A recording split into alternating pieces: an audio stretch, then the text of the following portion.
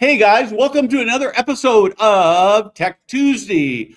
I am talking to Dhaval. He has got the CEO, the founder, the inventor of a company called Lotus. He's got a ring that does amazing things. Not this ring, by the way, that's a different kind of ring. We are going to have a great conversation. We met a few weeks ago at Senior Living 100. And I am so excited to have him talk about how he's changing the lives of older people. But before we get started, this.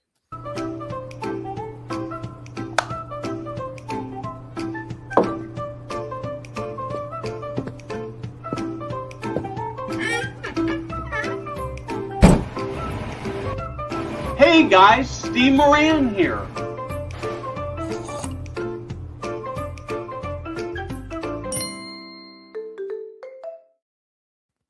So Dhaval, welcome to Tech Tuesday. I know we're going to talk about some amazing things. Because you might not be willing to brag about this, so you recently made the list of Time's best inventions for 2025, which is really, really cool. Tell us a little bit about who you are and what you do, the problems you solve, how you change the world. Well, honored to be here, Stephen. That's very kind of you.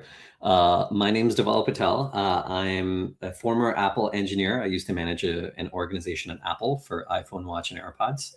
And essentially what we've made is a wearable ring that controls anything in any room by pointing. But the key difference is there's no app and no Wi-Fi needed. Okay. And so why does anybody need this? Yeah, actually, I can sort of share my own personal story. So what you probably can't tell because we're on camera right now is I was born with twisted knees. Actually, me and my brother both.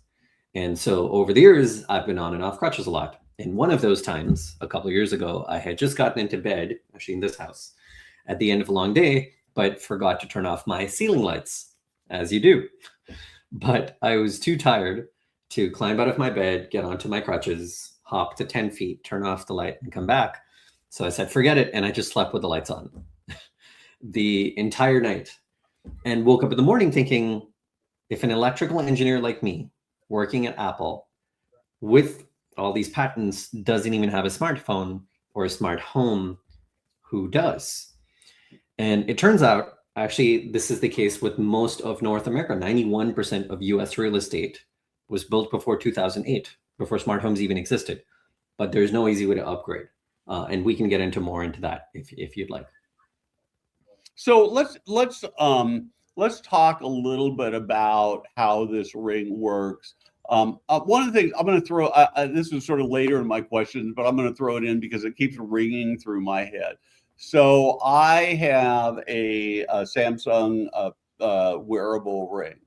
And when I got it, I learned that one of the really cool features was that I could attach it to my cell phone so that when I went like this, it would take a picture or start and stop video. And I was really excited. I set it up. And then I went to do an interview at a senior living community. And I was interviewing about this woman who had fallen in love in a senior living community. She wrote a book about it. And we were sitting, I was using my cell phone as my camera to do this. And I'm a kind of a handsy person. And when I went back and looked at the video, it was a disaster because I had started and stopped this video about 48 times.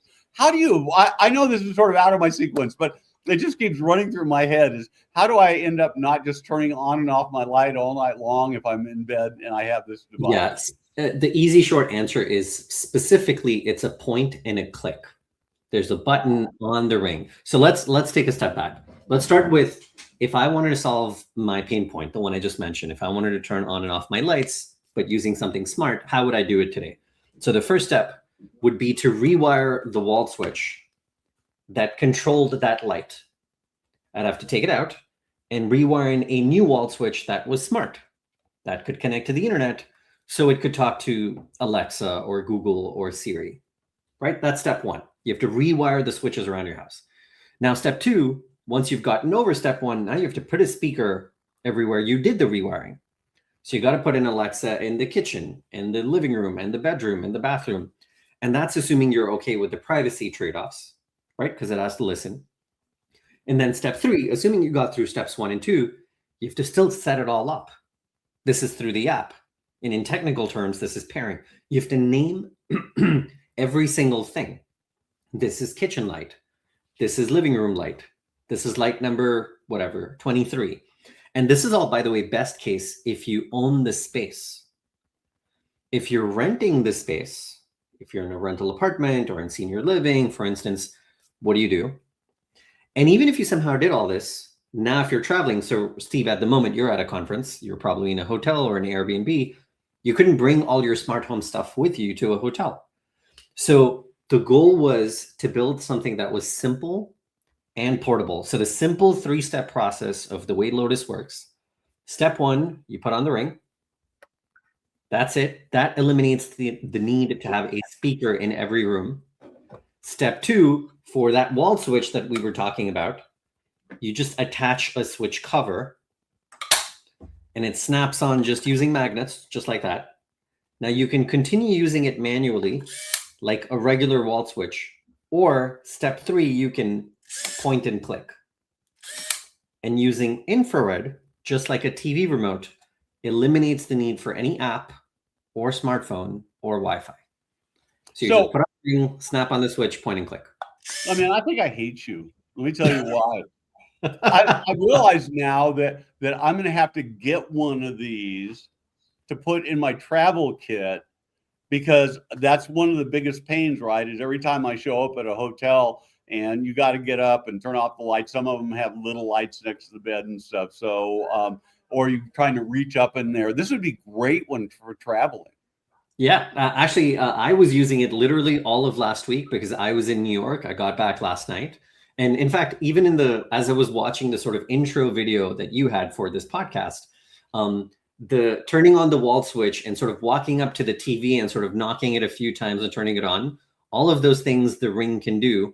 And especially more so in hotels where you don't know what the wall switches are. They're always around a corner, usually by the front door. But then when you're in bed, how do you turn it off? You have to walk back in the dark.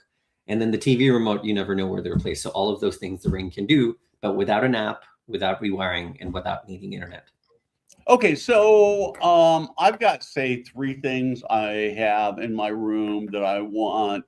Can I put it on? Is it like one room, one device, or can I have multiple devices? How does that work? Great question. So one ring can control an infinite, and I do mean infinite, number of devices. And you can have as many devices in a single room as you like. The ring has been designed to be like a flashlight. So only the device you're roughly pointing towards, and I do mean roughly, because even if you have a hand tremor, like my dad has Parkinson's, it will work. It's not a laser pointer. So you can have as many devices in the same room as you want, as long as you're generally pointed in the right direction. Only that one thing turns on and off, and everything else stays the same. Now I'm going to go a step further and answer something you haven't even asked.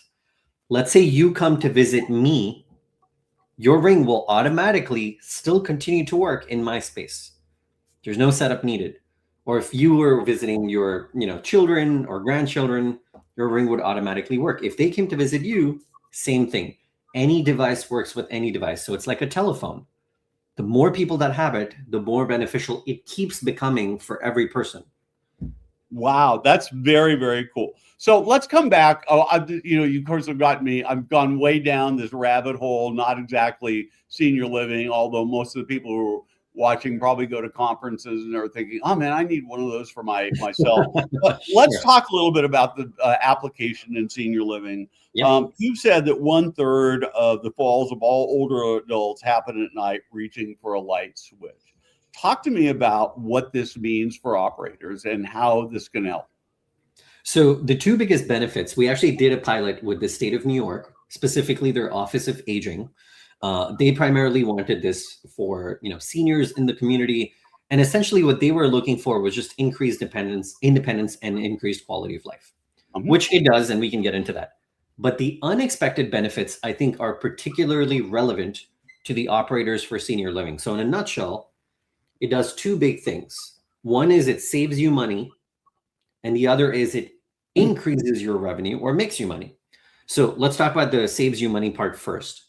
An unexpected outcome in the 4.5-month pilot was 90% of the pilot users reported a reduction in fall risk.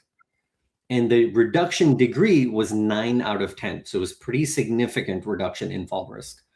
Because especially in tired situations and low light conditions, if you forgot to turn something on or off, now you don't have to try and climb out of bed, get on your walker, go out and turn off this thing, switch, and then walk back in the dark. And that's when a lot of falls happen. So that's the saving revenue or saving expenses sort of value. The other big benefit in terms of saving expenses is it turns out it saves in between an hour to an hour and a half of the end user time and staff member time daily, which was also completely unexpected. It depends on the degree of comorbidities and the degree of arthritis, but somewhere between an hour and a half. So what keeps getting reported is reduced turnover of staff because they're not getting burnt out. Now that's on the expense saving side of things. On the revenue increase side of things, we're seeing two things. One, it gives you competitive differentiation. It distinguishes you from everybody else because everyone else is essentially selling labor. And then the other big benefit is you can actually purchase it as a one-time thing and add it. Let's say you add it as a $75 a month added rent line item for any of your participants. You make the money back in about 6 months. And then from that point on, it's a new revenue stream. And so that's what we're seeing, all completely unexpected benefits. That is really cool. Well, and the other thing that I as you were talking is, I see a lot of technology companies who say, hey, buy us, it'll reduce your staffing needs. And mostly what happens is operators sort of roll their eyes and say, well, unless it gets me back a whole FTE, it doesn't really matter. And I don't believe you anyway. Right. But sort of one of the things that I've come to believe is that thinking in terms of saving FTEs is probably the wrong approach. But if I can save an hour a day for my caregiver by making them more efficient, that's an hour a day they can spend with residents, increasing the quality of life. And that's exactly probably actually a better approach, right? 100%. I don't think anyone, I agree with you wholeheartedly. I think the claims of sort of we're going to save, reduce your staff workload, I don't think are founded because you need the staff and oftentimes you're understaffed anyway. I think the point is that they can be more efficient with their use of time. So I can actually spend more quality time with the people that really need me, as opposed to stopping what I have to do only to come all the way to somebody else just to turn off their light, right? That's one thing. The other is there is less burnout because usually most of these staff are going above and beyond anyway. They really care about their residents. They're trying to help as many people as they can within a fixed amount of time.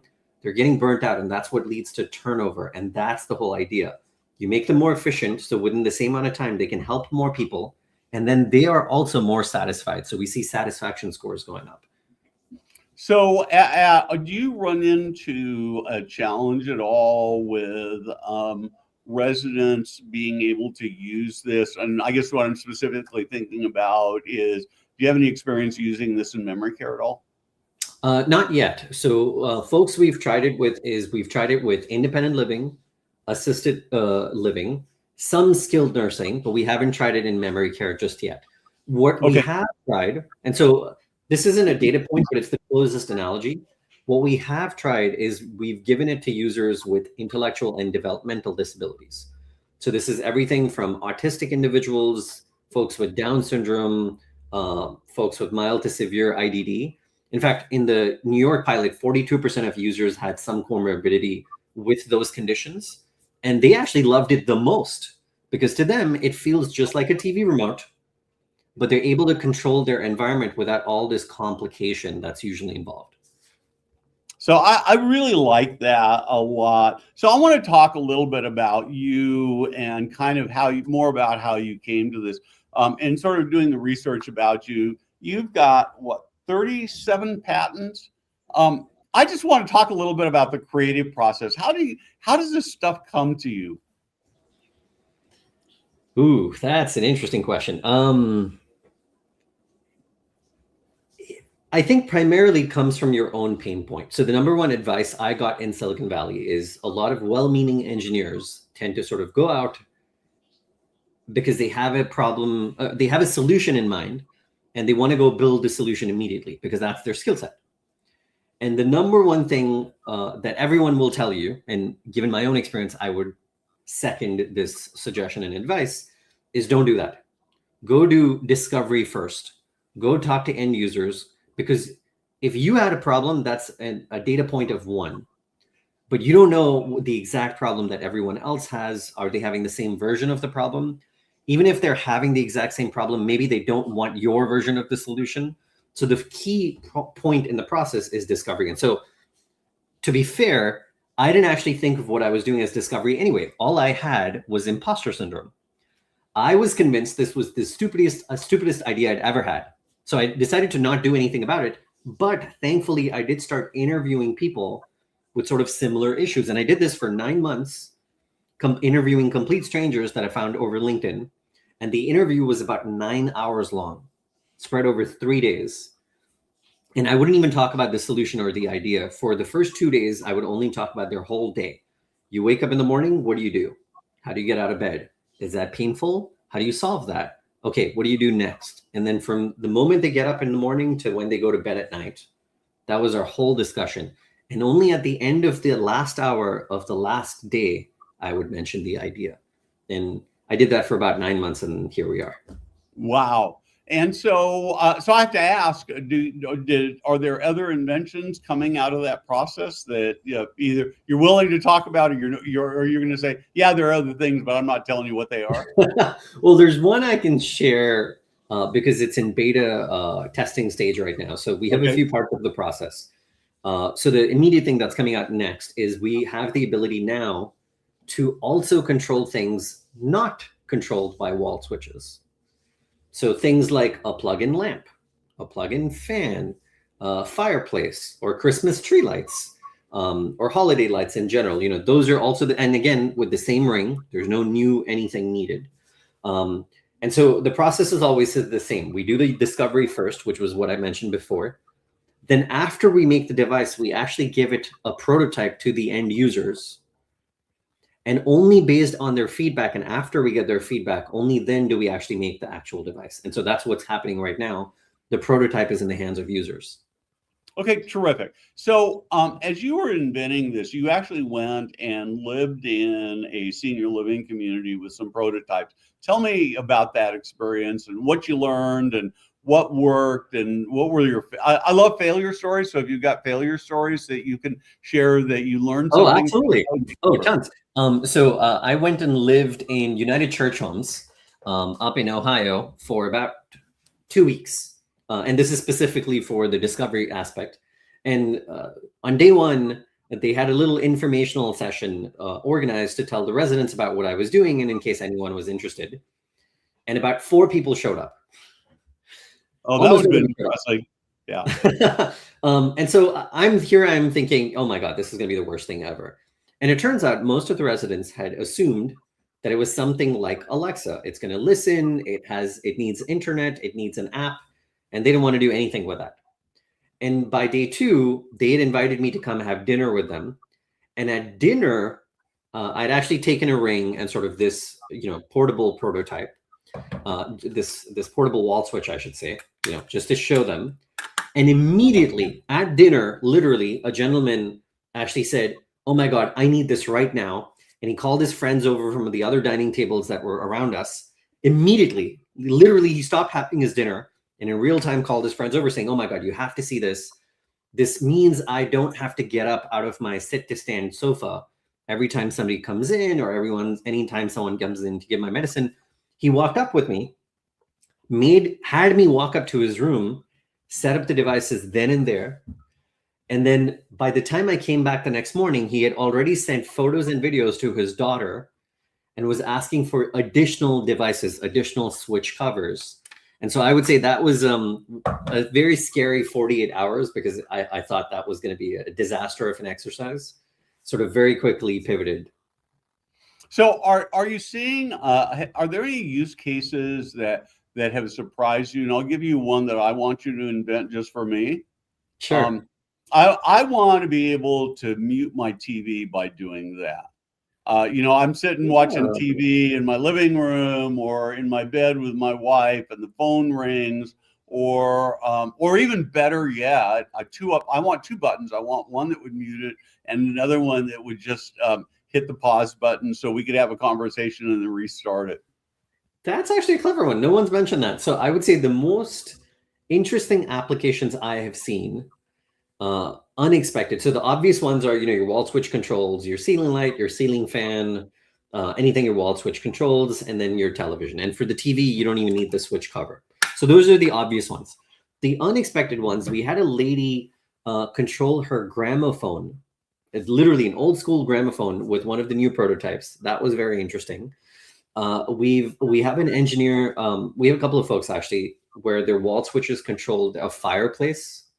So they literally use their wall switch to control they use the ring to control their fireplace.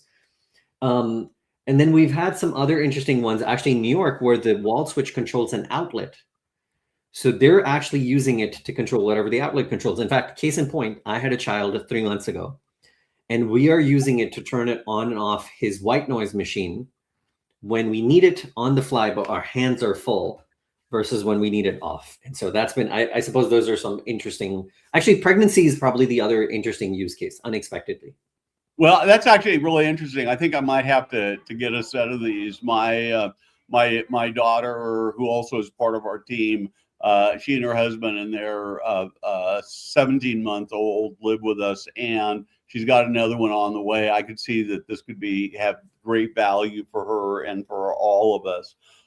So I spend a lot of time sort of looking at I'm very interested in the technology world, both as it relates to senior living and, as an investor and that kind of thing.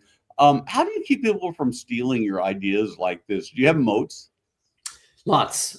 So especially in hardware, that's less of a concern. I think the age of AI software companies, that's more of a concern. Yep. So okay. Roughly speaking, we can talk about sort of 3 levels of moats. So lowest level is you have to build hardware. This can't be 2 guys in a garage. You need a supply chain set up. There's a factory. There's a whole sort of process, right? You need a factory to actually manufacture these things. They're built by machines. It's very complicated. So let's say that's a good moat against other small startups. Okay. Yep. Now for medium-sized startups, then we have patents. We have about 22 utility patents, 11 design patents, about 5 trademarks in 10 jurisdictions, USA and worldwide. Gotcha. That's good for sort of other medium-sized startups. But then let's talk about big tech companies, right? They don't care about the patents. And so against big tech, there's actually a couple of secret sauces. So these are things that you can't reverse engineer even if you open up a ring. And Gotcha. So there's a few different things. One is the battery life. So that's the engineering design of the battery life. Instead of charging, like Steve, how often do you have to charge the ring that's on your finger? About every 3 days. Okay, any guesses as to how often you have to charge this? I don't know how long. Once in 6 months. Wow. So the engineering design for the battery life, you can't reverse engineer just by opening up the ring. Then there's the chemistry for making it waterproof. Actually, turns out this is the only ring on the planet that has a button, but is still waterproof. Turns out that's a very complicated process. There's a lot of chemistry specifics involved there that you can't reverse engineer even by opening up the ring. And then the last thing is the infrared system is very complicated. So yes, for end users, it seems as easy as just point and click, but it's actually a complicated thing to make a ring that has strong enough signal that it gives you big range, but not so strong that in a small room you get reflections and it accidentally turns things on and off that you're not pointing to. And it turns out that's a very complicated process. And so those are things you can reverse engineer. Awesome. That's really terrific. I know that again. So we've got about 5 or 6 minutes left. So I want to come back to senior living. So I'm an operator. I'm watching this. How do I talk to me about how I work with you? Do I come and buy a bunch of these off of Amazon? Or do you have packages, or what does that look like? Yeah, usually, so we tend to be primarily B2B. And so most organizations that we work with, they tend to buy in bulk. The bulk can be anything from, tens of units to hundreds of units. State of New York is looking at thousands of units. Are, you know, at the moment we're actually getting interest from universities to get this for their dorms.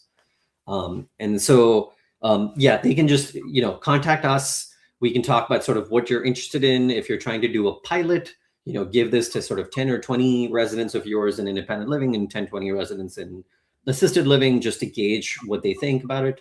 We're happy to do a pilot. We find that most people sort of know whether they like it or not in a few weeks.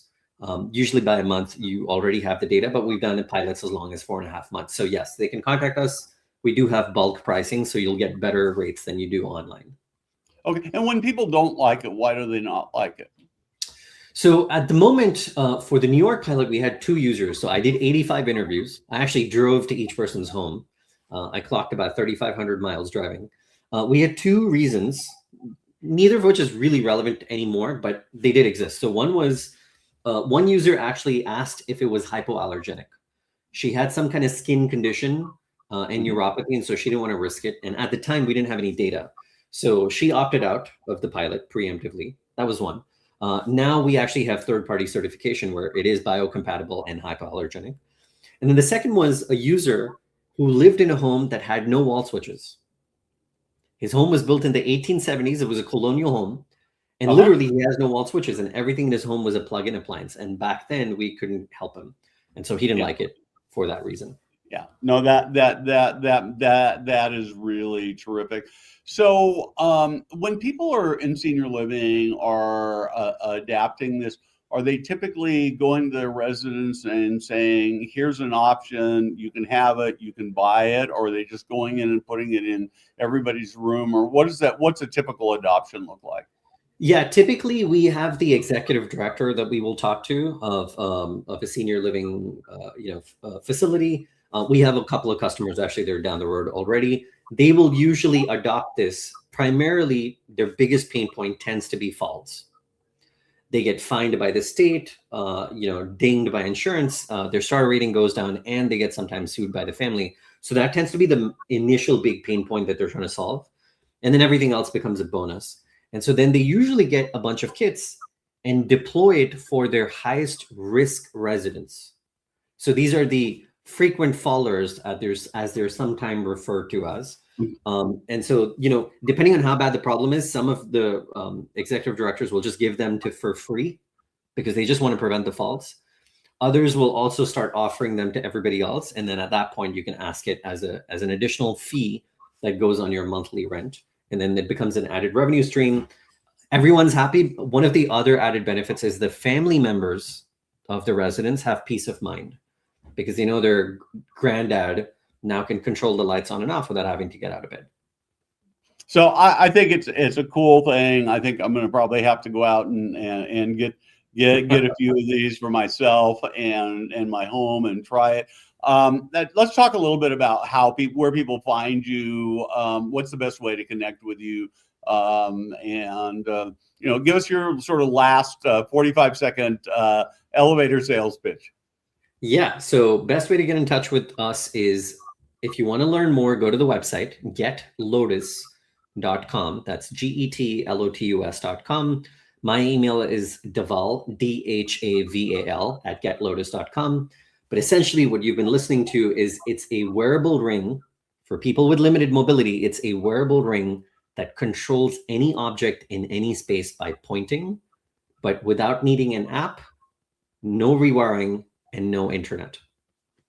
Cool. This is great. One of the things I would just add as we're closing out, one of the big concerns I have about technology in senior living is that the increasing complexity, and that requires not just money to purchase it or ongoing payments, but somebody's got to champion it, and it's just one more thing for people to worry about, think about, become an expert on. And so what I love about this is simplicity. I'm smart enough that I could put it up in about 30 seconds, and that's really good.